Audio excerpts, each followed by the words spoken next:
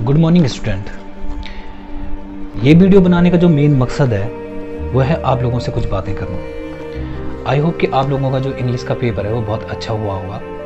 अब जो आपका 5 तारीख को है वो है मैथ्स का पेपर, तो उसके लिए कुछ सजेशन है मेरे जो मैं आपको बताना चाह रहा था, इसलिए ये वीडियो बनाई गई है।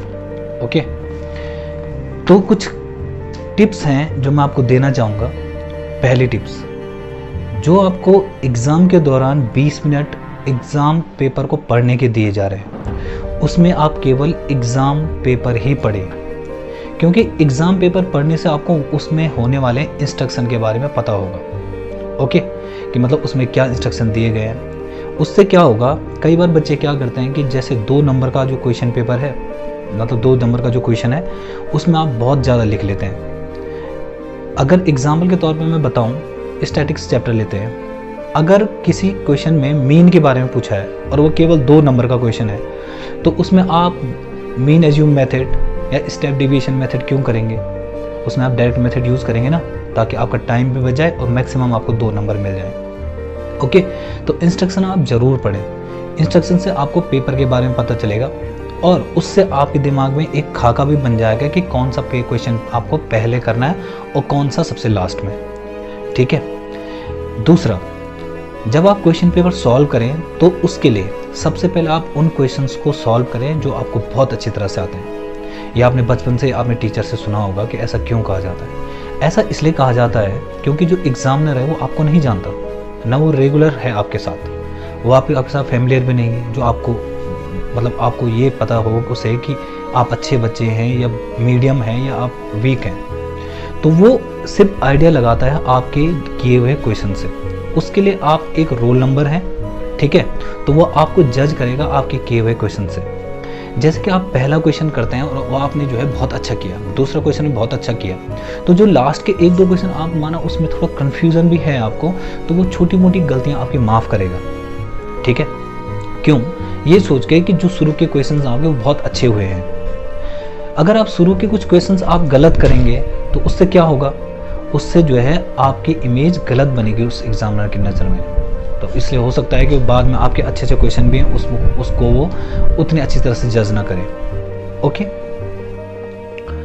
और किसी भी क्वेश्चन को छोड़े मत। अगर आप सारे क्वेश्चन अटेम्प्ट करेंगे, माना कोई क्वेश्चन अगर नहीं भी आता है आपको, तो आप एक काम कर सकते हैं, जब आप क्वेश्चन पढ़ेंगे तो क्वेश्चन से आपको ये पता तो चल जाएगा ना कि कौन से चैप्टर से है।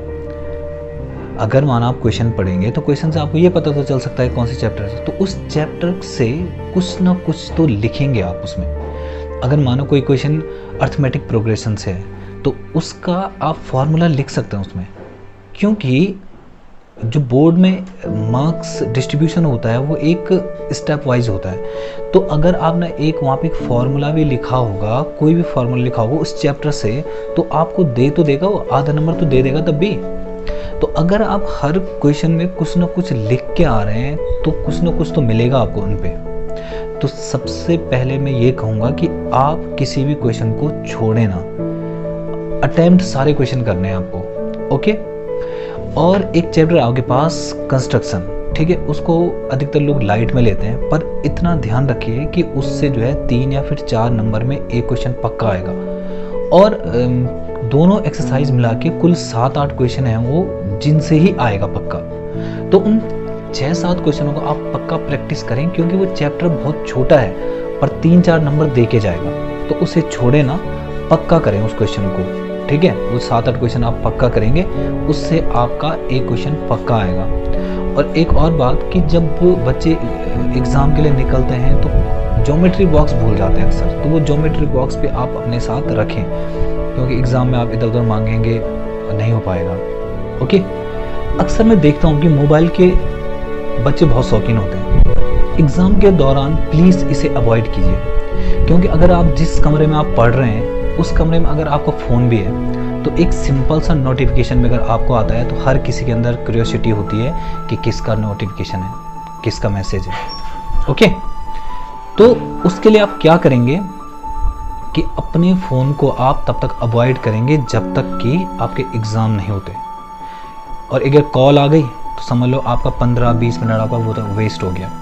ओके, तो इसके लिए आप एक काम कर सकते हैं कि जो अपना फ़ोन है वो आप दूसरे कमरे में रखें, जिस कमरे में पढ़ रहे हैं उस कमरे में ना रखें। ओके, अक्सर मैं देखता हूँ बच्चों को कि बच्चे क्या करते हैं, आपस में शेयर करते हैं कि तुम कितने बजे तक पढ़ते हो, तुम सुबह कितने बजे उठते हो, शाम को कितने बजे उठते हो। अभी एक्सपेरिमेंट करने का टाइम नहीं है। आप जो पहले से ही करते आए हैं, अगर आप रात तक जागते हैं या आपकी जो बॉडी है वो रात को जागने की आदी है तो रात को ही पढ़े।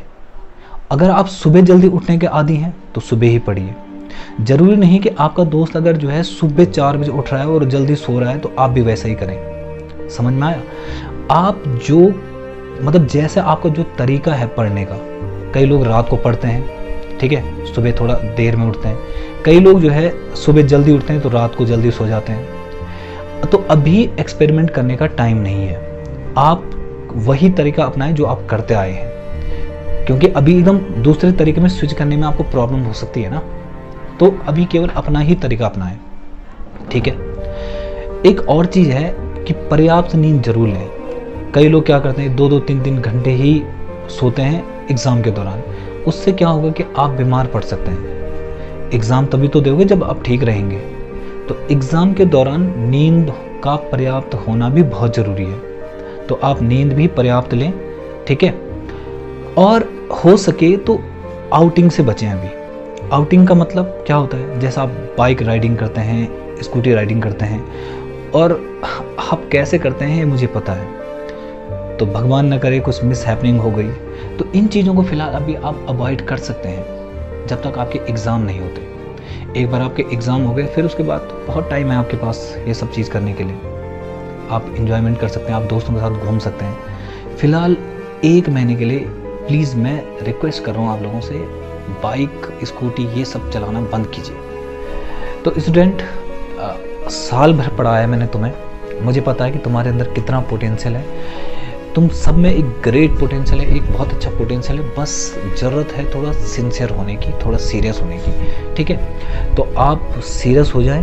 आपके एग्ज़ाम 1 महीने ही चलेंगे, तो 1 महीने तक आप बाकी सब कुछ भूल जाइए। सिर्फ अब ध्यान दीजिए अपने स्टडी पर, ठीक है। आप चाहें तो शाम को थोड़ा अपने छत पे घूमना टहलना ये कर सकते हैं, ठीक है, ताकि कंफर्ट भी बना रहे और ज़्यादा स्ट्रेस भी ना हो। ओके, तो साल भर आपने पढ़ा है, थोड़ा थोड़ा पढ़ा होगा, तो बस तैयारी कीजिए।